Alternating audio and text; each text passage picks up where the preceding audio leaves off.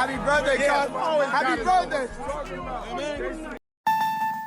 Today we are watching Meek Mill leaks Diddy NDA in court. Let's go ahead and get into this. But actually, before we get into this, man, you know what I'm saying? I believe we need to get Diddy off the streets at all costs. They also seized evidence of the freak-offs, electronic devices that contain images and videos of the freak-offs with multiple victims. And they seized cases and cases of the kinds of personal lubricant and baby oil that Combs' staff allegedly used to stock hotel rooms for the freak-offs. More than 1,000 bottles altogether. Hey, what's up, King Son? Man, you doing it, man. You deserve it, Daddy. You putting in that work. Proud of you. I love you. Yeah. Y'all already know how we playing out this real life. Real life. Nigga, no Diddy gang, Meek Mill in real life. Don't ever disrespect me, you Talk heard? that shit, Meek. Yeah, Meek. Everyone and their mama turning on Diddy. Diddy's longest serving boy toy, Meek Mill, has now flipped the script and is allegedly ready to testify and expose his experience with Diddy and how he got manipulated in his nasty world. And it's all coming to head because of that footage from Meek's 27th birthday party. So if you've been following the Diddy trial, then you already know what's up. Alleged tapes, celebs getting dragged, more shocking info coming out by the minute. So far from all the details that have come out, one thing is certain: Diddy was operating a controlled empire and several names were involved, and no one is as clean as they are trying to be. Not even Cassie. Everyone's buried truth is out in the open. You're saying that there's tapes and they're being shopped? Yes, there have been people already shopping. We've heard about the tapes, but yes. the shopping thing is yes, there already have been tapes leaking around Hollywood, being shopped around to individuals in Hollywood. Now here's the wild part. Allegedly, Diddy was the one behind the camera, recording all the madness. Word is, he did it for leverage, for blackmail. Folks in the industry have talked about this for years. Jaguar Wright spoke about it. Gene Deal also did. I sat right here and told y'all there was activity on the dark net. Videos were being distributed and were going to be sold for profit because the diddler needs the money. Did I not say that? Right here. Yeah. Bro, those people who was caught at Diddy party did not know that he had 250 tape recorders in that house. Now, that's a big house. But he had 250 tape recorders. And now with Diddy's trial officially underway, some of those tapes allegedly made it into federal hands, and the feds ain't holding back. They will be playing some of that footage in court, and one of the wild tapes they allegedly showed featured a party thrown by Diddy with Meek Mill right in the middle of it. And now he might be singing in court too, just to clear his name. According to reports, the NDA that Diddy made Meek sign has run its date, and so Meek is not going to be holding back. Allegedly, one of those tapes that Fed has their hands on is from Meek Mill's birthday party, thrown by none other than Diddy himself. You'd think it's just some regular turn up, but nah, this party was straight chaos. Diddy went all out for Meek Mill's 27th birthday, renting out the extravagant Parisian Palace in Las Vegas for $25,000. The event, held 3 days after Meek's actual birthday, also coincided with the Floyd Mayweather versus Marcos Maidana fight, ensuring the night would be packed with A-list guests. He's dressing like, he dressing the same he dressing like Diddy? Hugged up with Diddy? The guest list was stacked and it had a number of Diddy's alleged boy toys: French Montana, Lil Durk, King Bop, and several hired girls. Diddy made sure every detail was perfect, from lingerie-clad dancers to a naked sushi platter centerpiece. There was a woman covered only by a piece of clear vinyl serving sushi to the partygoers. When the party ended around 3 a.m., the Parisian Palace was left looking like a crime scene. The property manager, Jason Haight, described it as disgusting. Blood-stained bedding, used condoms, broken bottles, and even half an ounce of nose candy scattered around the mansion. And get this, the audio that went viral of Meek and Diddy, yeah, it's allegedly from that same party. Now let's talk about that audio for a second. Allegedly, Meek let Diddy use him so bad he almost ended up in the hospital. They had a recording of Meek and Diddy making love? Ew. I don't know if it was love. Okay, you have it? Let's hear it. What? Yo, wait a minute. Wait, ah! You didn't hear this? No! Now, Miran, what does that sound authentic? It absolutely. Oh my God!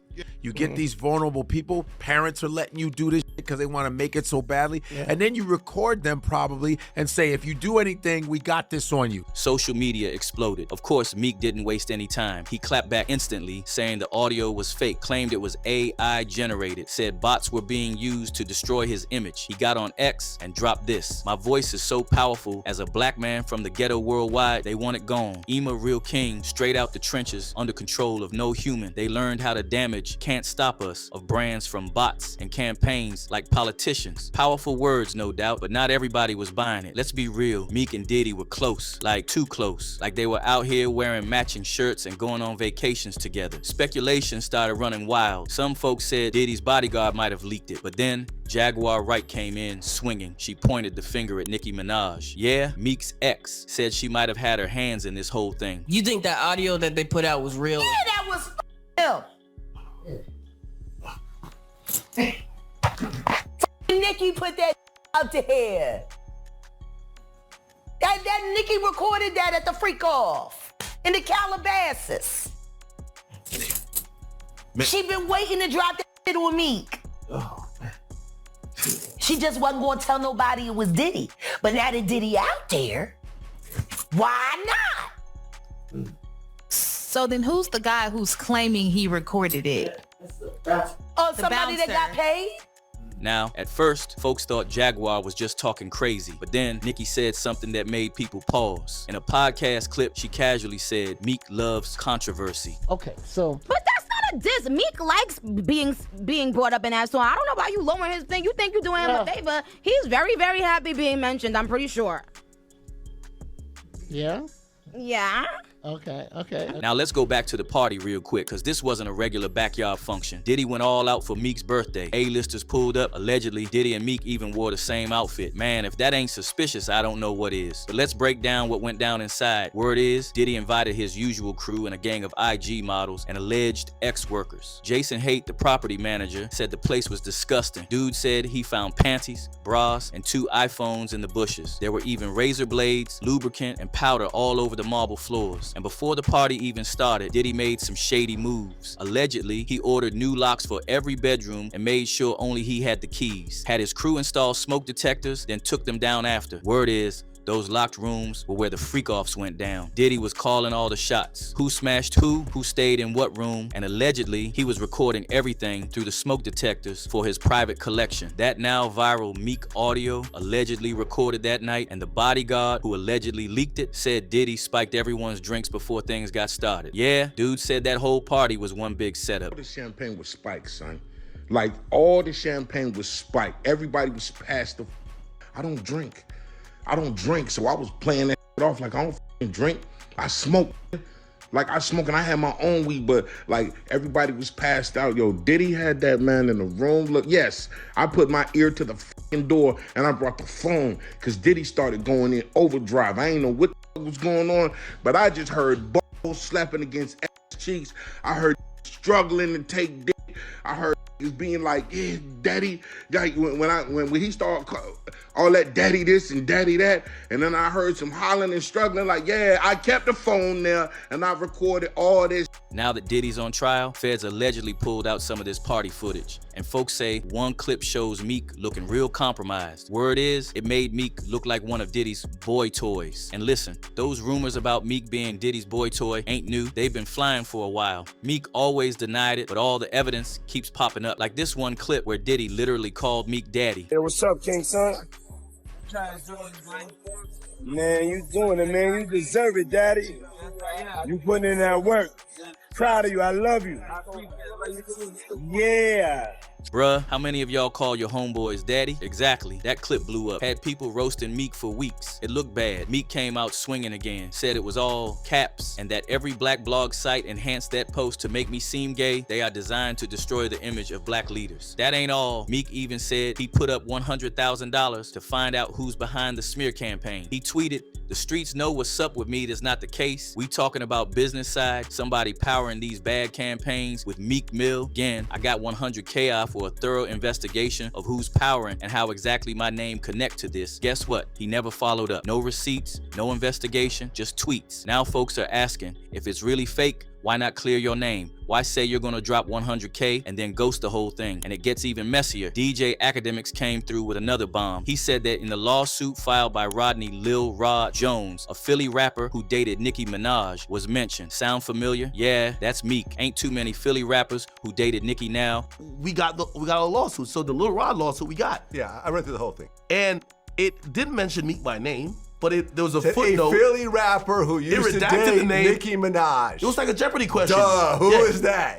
There can only be one person on the planet. Unless there's a Philly rapper that also dated Nicki that no one knows about, it's obviously Meek Mill. So essentially, I reacted to, I literally found out on stream, what the f? I'm like, yo, no way Meek Mill was in these freak-offs. That the feds are allegedly leaking this wild party footage. Word on the street is Meek Mill has turned around and ready to talk. After all the audio drama, the alleged boy toy talk, and that freak-off birthday party, it's all coming back to Meek. One user said, sounds like Cheek Mills was a willing participant. Rap is finished after this. Another person added, Diddy used that man on his birthday. I bet Meek Mills hates birthdays now for real. Meek Mill was grown, able, and willing. All them was down for the fame and money. Now that they see they were secretly videotaped and blackmailed, they hollering wolf. Nah, son, you sold yourself for what you thought was fame. All you got was game that turned you into flame. Folks say he's trying to play the victim card now, like he ain't know what was going down at those parties. But the big question is, was Meek Mill a victim in all this, or was he part of the freaky madness from the start? And if the feds got more tapes, who y'all? All right, man, that's it for this video.